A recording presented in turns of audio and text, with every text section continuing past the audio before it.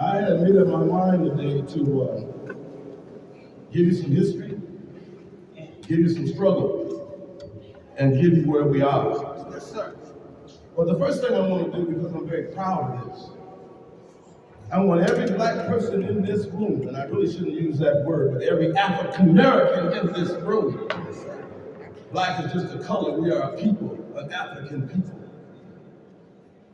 If you are standing up and have been standing up to deliver something on behalf of African Americans in Minnesota, I want you to rise to your feet right now. You need that applause. Rise to your feet right now and never think what you do is small or little. Understand the importance as our ancestors look down on us and smile because you're still coming. You haven't stopped coming. Thank you and can't thank you enough. I've watched a lot of you work. Take your seat. I saw Sister Kelly come in. This is different for me. Sister Kelly, stand up. This was a child in the middle of the struggle with us when we were teenagers. And when I saw her today, it touched my heart because we're still alive. We were shot at. You understand what I'm saying? Abused, threatened, disrespected, rumors, lies, and we still fought. And we created an organization called the Shaka Zulu Warriors. It was our first organization. And then the Black Power, then the Black Patrol, and then the Soul Patrol, and we just kept going. But I'm honored to see her, and I wanted you to know this was a real soldier when soldiering was done. If I had the time, I'd give you some of them victories. So let me say this to Minnesotans who haven't been here long and been here a long time. To begin with, Minnesota was an anti-slave state that bought and sold slaves. When slavery was over with, the first group of our people left a place down in St. Louis, down in Missouri, and they walked the river to Minnesota. When they got here, they got to St. Paul, was our first home. And it was the church they built called Pilgrim. It's how we got over and how we survived. But as we kept coming, they made a decision on this side of the river, we got too many of them. Any more of them come, send them to Minneapolis. Our first home in Minneapolis and our oldest home in Minneapolis is North Minneapolis. Long before we went south, it was North Minneapolis.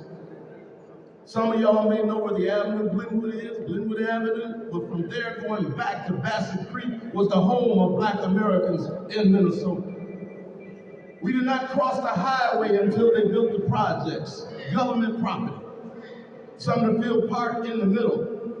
Blacks mandated to live in the projects on the east side, whites mandated to live on the west side, and no mixing in Minnesota. Downtown is a street called the Nicollet Mall. Back then it was Nicollet Avenue. And most of the stores had soda fountains. It was Sears and Dayton's, Donaldson's, Penny's, SS Kresge's, Woolworths. They all had a soda fountain. At the napkin counter said we don't serve colored people. Most of the parks and everything else discriminated and denied us access as well as jobs. It seemed we had left the South to come to the hills of North America. Yet, we went forward. We built a place that we could survive and help us survive and have boots and gloves and coats, a place where you could lay down and eat until you got on your feet. That place is still here, and we should have changed the name. Y'all know it as Zion Baptist Church. But the real name, Zion Missionary Baptist Church.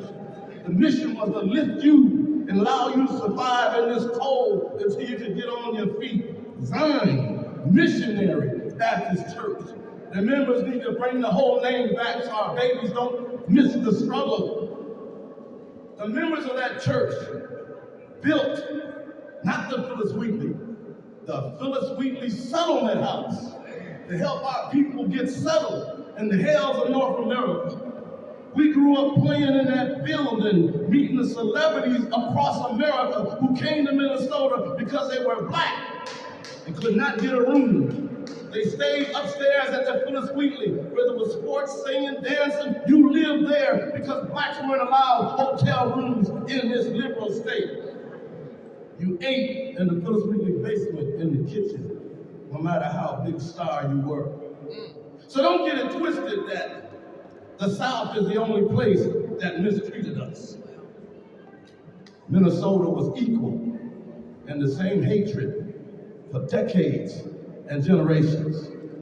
People like Kelly and others, without marching, you wouldn't have drove no city bus. Without marching, you would have been no school teachers and principals. Without marching, you wouldn't have had a new North and a new Franklin. That all happened from us as teenagers standing up. You wouldn't have got on that police department. You wouldn't have got on that fire department. It was young people like that standing up that made all this happen in this city. And they never gave up. You know that's a hint to you, ain't it? They never gave up. We went through that civil rights movement. Most of